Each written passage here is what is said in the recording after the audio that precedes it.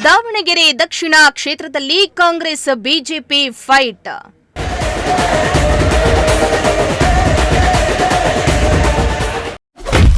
ದಿನದಿಂದ ದಿನಕ್ಕೆ ಪ್ರಚಾರದ ಜೊತೆ ಕಾವೇರ್ತಿದೆ ಬಂಡಾಯ.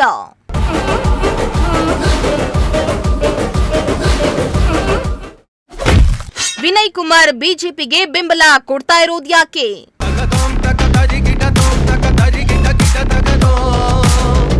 ರಾಜ್ಯದಲ್ಲಿ ಬೈ ಎಲೆಕ್ಷನ್ ಕಾವು ದಿನದಿಂದ ದಿನಕ್ಕೆ ಕಾವೇರ್ತಾ ಇದೆ.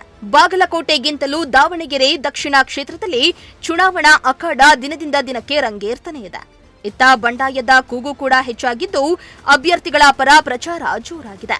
ಘಟಾನುಘಟಿ ನಾಯಕರೇ ಅಖಾಡದಲ್ಲಿ ಧುಮುಕಿದ್ದು ಅಭ್ಯರ್ಥಿಗಳನ್ನ ಶತಾಯಗತಾಯ ಗೆಲ್ಲಿಸಬೇಕು ಅನ್ನೋ ಹಠದಲ್ಲಿ ಅಬ್ಬರದ ಪ್ರಚಾರ ಮಾಡ್ತಿದ್ದಾರೆ. ಇನ್ನು ಕಾಂಗ್ರೆಸ್ ಪಕ್ಷದಲ್ಲಿ ಅಸಮಾಧಾನದ ಬೇಗುದಿ ಜೋರಾಗ್ತಾ ಇದ್ದು ಕಾಂಗ್ರೆಸ್ಗೆ ಬೆಂಬಲ ನೀಡ್ತಾ ಇದ್ದವರು ಇದೀಗ ಬಿಜೆಪಿ ಪಕ್ಷದ ಪರ ಪ್ರಚಾರ ಮಾಡ್ತಿದ್ದಾರೆ. ಹಾಗಾದ್ರೆ ಕಾಂಗ್ರೆಸ್ಗೆ ಬೆಂಬಲಿಸ್ತಾ ಇದ್ದವರು ಯಾರು? ಬಿಜೆಪಿಗೆ ಬೆಂಬಲ ಕೊಡ್ತಾ ಇರೋದು ಯಾರು ಅಂತೀರಾ? ಈ ಸ್ಟೋರಿಯನ್ನ ಕಂಪ್ಲೀಟ್ ಆಗಿ ನೋಡಿ.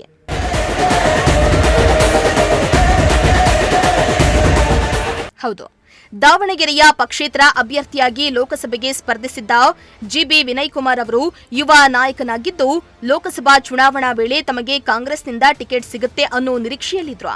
ಆದರೆ ಲೋಕಸಭಾ ಚುನಾವಣೆ ವೇಳೆ ಲೋಕಸಭೆಗೆ ಟಿಕೆಟ್ ಸಿಗದೆ ನಿರಾಸೆಯಾಗಿದ್ರು. ಅಲ್ಲದೆ ಟಿಕೆಟ್ ಸಿಗದ ಹಿನ್ನೆಲೆ ವಿನಯ್ ಕುಮಾರ್ ಸ್ವತಂತ್ರ ಅಭ್ಯರ್ಥಿಯಾಗಿ ಸ್ಪರ್ಧಿಸಿದ್ರು. ಇದಾದ ಬಳಿಕ ಕಾಂಗ್ರೆಸ್ನಿಂದ ಅಂತರವನ್ನ ಕಾಯ್ದುಕೊಂಡಿದ್ದ ವಿನಯ್ ಇದೀಗ ಬೈ ಎಲೆಕ್ಷನ್ನಲ್ಲಿ ಕಾಂಗ್ರೆಸ್ ಬಿಟ್ಟು ಬಿಜೆಪಿ ಅಭ್ಯರ್ಥಿ ಪರವಾಗಿ ಅಖಾಡಕ್ಕೆ ಇಳಿದು ಚುನಾವಣಾ ಪ್ರಚಾರವನ್ನ ನಡೆಸುತ್ತಿದ್ದಾರೆ.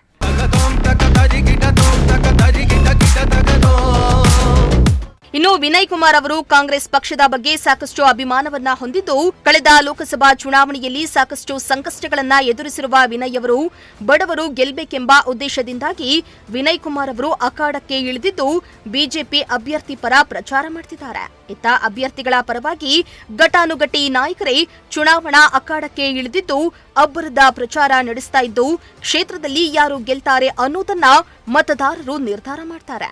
Bureau report, Prajashakti TV.